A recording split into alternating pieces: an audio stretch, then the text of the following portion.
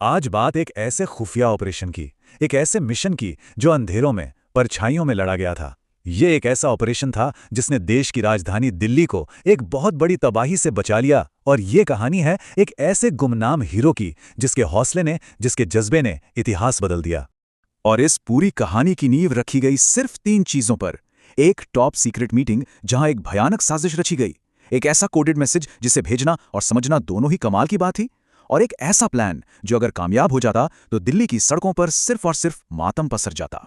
तो तारीख थी 12 अप्रैल 2017, जगह थी अफगानिस्तान। यहां पाकिस्तान की कुख्यात खुफिया एजेंसी आईएसआई, तहरीक-ए-तालिबान पाकिस्तान यानी टीटीपी और खूंखार आईसिस के टॉप लीडर्स एक साथ बैठे थे। और इसी मीटिंग में मौजूद था रॉ का एक जांबाज अंडरकवर एजेंट शाहिद। सुबह के ठीक 10 बजे शाहिद ने बड़ी ही होशियारी से अफगानी करेंसी के नोटों पर एक कोड लिखकर एक डॉक्टर तक पहुंचाया। वो डॉक्टर भी असल में रॉ का ही एक स्लीपर एसेट था और महज 40 मिनट के अंदर उस खतरनाक मैसेज को डिकोड कर लिया गया। और यही वो छोटा सा मैसेज था जो करीब 1200 किलोमीटर दूर दिल्ली में भारत की खुफिया agency research and analysis wing यानी रॉ के हेडक्वार्टर्स पहुंचा। ये संदेश सीधा रॉ के चीफ अनिल धस्माना की मेज पर रखा गया। शब्द सुनने में तो बहुत सीधे साधे थे, लेकिन उनका मतलब बहुत ही भयानक था। जरा सोचिए, रॉ के एक सीनियर ऑफिसर माथुर जब वो अपनी चीफ को ये ब्रीफिंग दे रहे होंगे तो उनके लहजे में कितनी टेंशन होगी, कितनी बेबसी होगी। एक आतंकवादी देश की राजधानी में दाखिल हो चुका था, लेकिन उसकी पहचान क्या है, वो दिखता कैसा है, इसका एक भी सुराग उनके पास नहीं था। तो अब सवाल ये था, एक बहुत बड़ी चुनौती जिसका जवाब किसी के पास नहीं था। ये तो सच में घास के ढेर में सुई ढूंढने से भी कहीं ज्यादा मुश्किल काम था। और ये चुनौती छोटी मोटी नहीं थी। जरा आंकड़ा देखिए, 15,000। उस वक्त दिल्ली में 15,000 से ज्यादा अफगानी छात्र पढ़ाई कर रहे थे। इतने बड़े समंदर में से वो एक खतरनाक शार्क कैसे पकड़ी जाती? तो इसी नामुमकिन से दिखने वाले काम को मुमकिन बनाने के लिए एक मिशन लॉन्च किया गया, जिसका कोड नेम रखा गया ऑपरेशन वुल्फ हंट।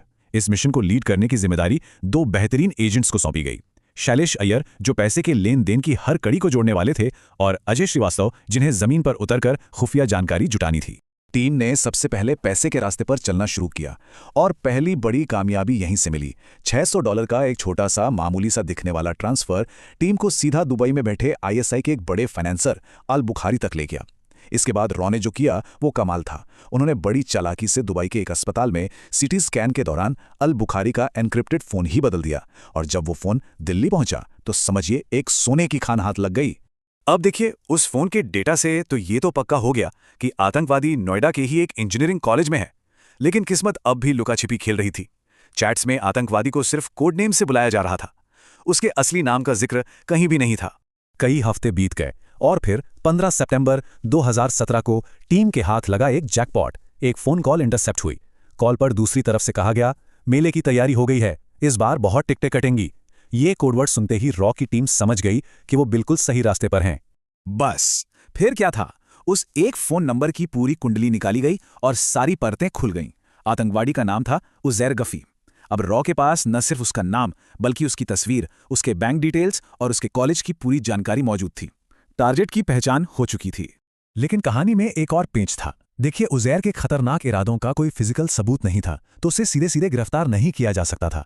इसीलिए रॉ ने एक बहुत ही दादिब, बहुत ही जोखिम भरा प्लान बनाया, एक आम नागरिक का इस्तेमाल करके उज़ैर को जाल में फंसाना। और इस मिशन के लिए रॉ की नजर पड़ी एक 23 साल के लड़के पर, सोहेल खान। सोहेल एक यूपीएससी एस्पिरेंट था जो सिविल सेवा के अपने फाइनल इंटरव्यू में बस कुछ नंबरों से रह गया था। वो निराश था, टूट चुका था, लेकिन उसके दिल में देश के लिए कुछ कर गुजरने का जज्बा अब भी जिंदा था। रॉ के लिए वो एक आतंकवादी का दोस्त बनने के लिए परफेक्ट कैंडिडेट था। और जब रॉ ने सोहेल को इस खतरनाक मिशन के बारे में बताया ना, तो उसका जवाब सुनकर हर किसी का सीना गर्व से चौड़ा हो गया। उसने बिना एक पल सोचे, अपनी जान की परवाह किए बिना इस मिशन के लिए हामी भर दी। उसकी देशभक्ति ही उसकी सबसे बड़ी ताकत थी। बस इसके बाद असली खेल शुरू हुआ। ये बिल्कुल किसी स्पाई फिल्म जैसा था। रॉ ने किसी तरह से सोहेल का एडमिशन उसी कोर्स और उसी सेक्शन में करा दिया जिसमें उज़ैर पढ़ रहा था। धीरे धीरे सोहेल ने उज़ैर से दोस्ती बढ़ानी शुरू की, और देखते ही देखते ये साधारण सी दोस्ती एक खुफिया जंग का सबसे जरूरी मोर्चा बन गई। प्लान काम कर रहा था। कुछ हफ्तों बाद ही उज़ैर ने सोहेल से कहा कि उसे लाजपत नगर में एक कमरा चाहिए, और ये वही मौका था जिसका रॉ को बेसब्री से इंतजार था। एजेंट अजय ने एक ऐसा कमरा चुना जिसके चारों तरफ पहले से ही एक अदृश्य जाल बिछाया जा चुका था। उस गली का हर चाय वाला, हर सब्जी वाला, हर राहगीर असल में एक अंडरकवर अफसर था। अब बारी थी आखिरी दाव की, उज़ैर का पूरा भरोसा जीतने की। इसके लिए सोहेल ने एक बहुत ही भावुक, एक मनगढ़ंत कहानी सुनाई। उसने 2002 के दंगों का जिक्र करते हुए सिस्टम के खिलाफ अपनी नफरत और गुस्सा जाहिर किया। सोहेल के अंदर की इस नकली आग ने उज़ैर के अंदर के असली आतंकवादी को जगा दिया। और सुहेल का ये दाव बिल्कुल निशाने पर लगा। उज़ैर उसकी बातों में ऐसा आया कि उसने अपने दिल की सारी बातें उगल दीं। उसने सुहेल के कंधे पर हाथ रखा और कहा कि बदला तो खून से ही लिया जाता है, और फिर उसने सुहेल से ही हमले के लिए एक बॉम्ब का इंतजाम करने को कह दिया। मछली पूरी तरह से जाल में फंस चुकी थी। तारीख आई 12 दिसंबर 2017। ऑपरेशन वुल्फ हंट का फाइनल एक्ट शुरू होने वाला था। डीआरडीओ यानी हमारे रक्षा अनुसंधान और विकास संगठन के वैज्ञानिकों ने एक बिल्कुल असली दिखने वाला डमी आरडीएक्स बॉम्ब तैयार किया। यही बॉम्ब सुहेल को उज़ैर तक पहुंचाना था। अब बस आखिरी चाल चलनी बाकी थी। सुहेल ने वो बैग उज़ैर को थमाया। उसके हाथ कांप रहे थे, लेकिन चेहरे पर जरा भी शिकन नहीं थी। उज़ैर की आंखें खुशी से चमक उठीं। जैसे ही वो बॉम्ब को चेक करने के लिए बाथरूम की तरफ बढ़ा, सुहेल ने बाहर निकलकर इशारा किया और अगले ही पल ब्लैक कैट कमांडो ने दरवाजा तोड़कर कमरे पर धावा बोल दिया। लेकिन उज़ैर कोई नौसिखिया नहीं था, वो एक ट्रेंड आतंकवादी था। कमांडो को देखते ही वो बाथरूम की खिड़की तोड़कर भाग निकला। अब लाजपत नगर की भूल भुलैया जैसी तंग गलियों में एक जोरदार पीछा शुरू हो गया। भागते भागते वो पास की एक अंडर कंस्ट्रक्शन बिल्डिंग में जा घुसा। कमांडो ने उसे चारों तरफ से घेर लिया और तब उसने अपना आखिरी पत्ता खेला। बॉम्ब उसके हाथ में था और उसका अंगूठा डेटोनेटर पर।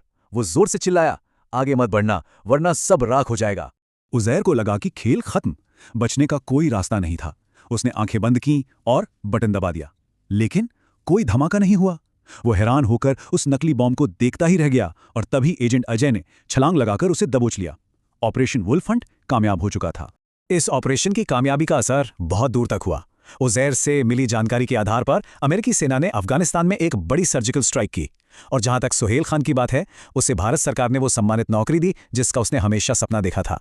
लेकिन ये कहानी अपने पीछे एक बहुत बड़ा सवाल छोड़ जाती है कि सुहेल खान जैसे कितने ही गुमनाम हीरो हैं जो हर रोज चुपचाप हमारी और आपकी हिफाजत कर रहे हैं।